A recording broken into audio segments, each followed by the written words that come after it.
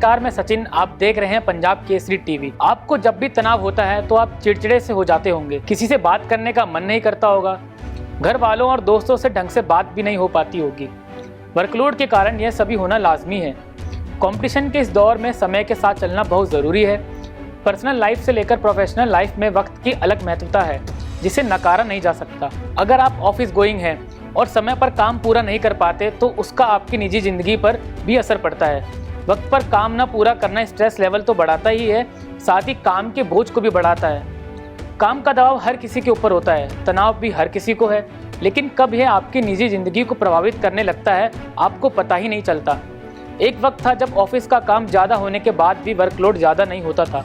ऐसा इसलिए होता था क्योंकि उस समय ऑफिस वर्क बस ऑफिस तक ही सीमित होता था। जब एक वक्त था जब ऑफिस का काम ज़्यादा होने के बाद भी वर्कलोड ज़्यादा नहीं होता था। ऐसा इसलिए क्योंकि उस समय ऑफिस वर्क बस ऑफिस तक ही सीमित होता था। मगर कोरोना के बाद से आलम कुछ ऐसा है कि ऑफिस वर्क लोगों के साथ उनके घर तक पहुंच गया है।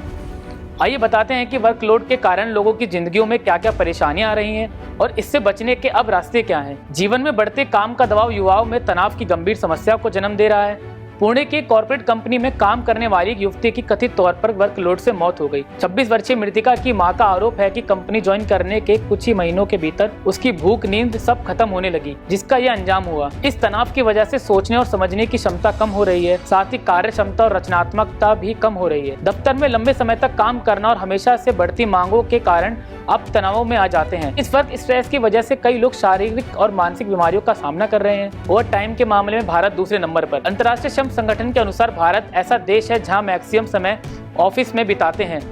सीधे शब्दों में समझा जाए तो ज्यादा काम करने के मामले में भारत दुनिया में दूसरे स्थान पर आता है। ILO के अनुसार जहां प्रत्येक भर में प्रत्येक कर्मचारी 46.7 घंटे काम करते हैं, वहीं 51% लोग ऐसे हैं जो एक हफ्ते में 49 घंटे या उससे भी ज्यादा देर तक काम करते हैं। इन आंकड़ों के अनुसार भारत में लोगों के काम करने वाले घंटे वाकई चौंकाने वाले हैं। दुनिया में कई ऐसे देश हैं जहां लोगों के काम करने के घंटे काफी कम है। इस बात से आपको हैरानी होगी कि दुनिया के विकासशील देशों में काम करने का औसतन समय एक हफ्ते में 40 घंटे से भी कम है, जो WHO की तरफ से बताए गए मानकों पर बिल्कुल फिट बैठता है।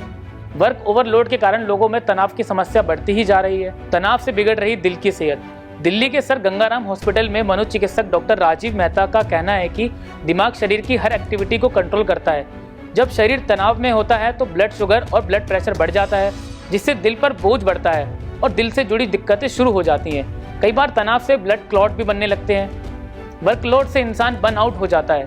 वर्कलोड की वजह से इंसान को तनाव, ब्लड प्रेशर की समस्या, डायबिटीज, मोटापा, थकान, नींद की कमी और दिल की जैसी बीमारियां होने लगती हैं। 53% भारतीयों को workload stress. All India management association ने एक सर्वे में पाया कि 53% भारतीय काम के बोझ और लंबी शिफ्ट के कारण तनाव में रहते हैं। एनवायरमेंट इंटरनेशनल में वर्ल्ड हेल्थ ऑर्गेनाइजेशन और इंटरनेशनल लेबर ऑर्गेनाइजेशन की रिपोर्ट छपी है।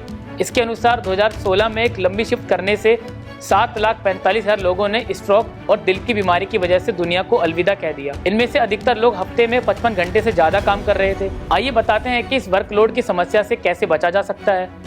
सबसे पहले तो आपको टाइम मैनेजमेंट पर खासा ध्यान देना होगा।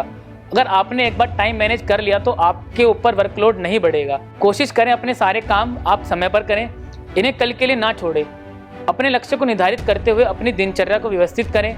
काम का अधिक लोड ना लें और महत्वपूर्ण कामों को प्राथमिकता दें। सबसे जरूरी और खास बात यह है कि अपने काम के लिए हमेशा एक डेडलाइन जरूर तय करें। बहरहाल ध्यान रखें कि जीवन में अधिक चिंता ना करें और तय समय के मुताबिक अपने सभी कार्य करें। देश दुनिया की तमाम खबरें देखने के लिए देखते रहे पंजाब केसरी टीवी।